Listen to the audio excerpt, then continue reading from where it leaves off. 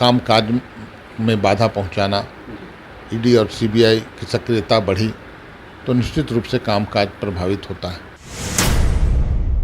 कि जो गैर भाजपा शासित राज्य हैं वहाँ बहुत तेज़ी से ये महामारी फैलता है। कल मुख्यमंत्री हेमंत सोरेन के हाथों करीबन 3,500 माध्यमिक शिक्षकों को नियुक्ति पत्र दिया गया। उस दौरान मुख्यमंत्री हेमंत सोरेन ने 2 बातें कही, वो बहुत महत्वपूर्ण थी। एक तो ये उन्होंने कहा कि उनकी सरकार आते ही कोरोना जैसी महामारी आई। उन्होंने कहा कि दूसरी महामारी भी आई, सीबीआई और ईडी की महामारी। इसे किस रूप में, क्या वो बताने की कोशिश कर रहे हैं? देखिए, बहुत सही सटीक बात की माननीय मुख्यमंत्री ने और पूरे हिम्मत के साथ ये बातें कहीं।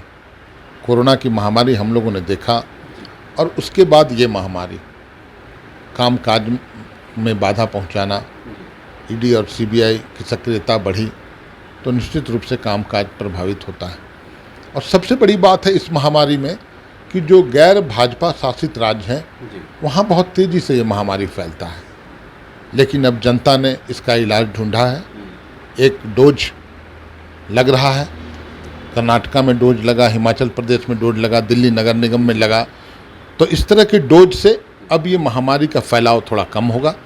2024 में फाइनल डोज है, वो डोज के लगते ही महामारी समाप्त हो जाएगी। अब क्या लगता है, एक सवाल ये भी उठ रहा है कि मुख्यमंत्री हेमंत सोरेन को कर्नाटका सीएम के ओथ सेरेमनी में आमंत्रित किया गया है, बुलाया गया है। ये क्या एक प्लेटफॉर्म है जिससे विपक्षी एकता को एक साझा मंच मिल सके और एक मैसेज देने की कोशिश हो? देखिए, कर्नाटक में बहुत शानदार जीत कांग्रेस की। कांग्रेस क्या, सभी धर्मनिरपेक्ष ताकतों को उससे बल मिला है और वो तमाम लोग जो भारतीय जनता पार्टी की इस तानाशाही सरकार के खिलाफ सीना चौड़ा करके, सीना तान के उनका मुकाबला कर रहे हैं, तो उसमें सबसे अग्रणी नाम युवा मुख्यमंत्री हेमंत सोरेन जी का आता है। और ऐसे प्रयास जब हों कि विपक्षी एकजुटता हो, चाहे जिस बहाने से भी हो, तो उस मंच पर अगर हेमंत सोरेन जी न रहें तो वो प्रयास अधूरा होगा। आज पूरे देश में एक अपनी अलग पहचान बनाने वाले युवा मुख्यमंत्री, निश्चित तौर पर उनकी एक भूमिका, बहुत महत्वपूर्ण भूमिका है।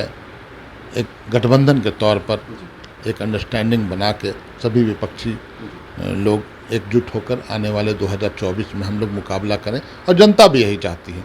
तो माननीय हेमंत जी का वहाँ जाना, उसमें शिरकत करना, बातें होंगी, विचार विमर्श होंगे और ये एक अच्छा संकेत है गठबंधन के लिहाज से देखा जाए तो बहुत स्वागत योग्य है और हम लोग उम्मीद करेंगे इसके सकारात्मक परिणाम आएंगे। एक आखिरी सवाल है, जैसा आपको पता है कि राजधानी रांची समेत तमाम ज़िलों में जिस तरह से लोड शेडिंग और बिजली की जो कटौती हो रही है, जाहिर सी बात आप भी फील करेंगे, गर्मी के दिनों में बिजली कटौती बड़ी परेशानी का सबब बनता है।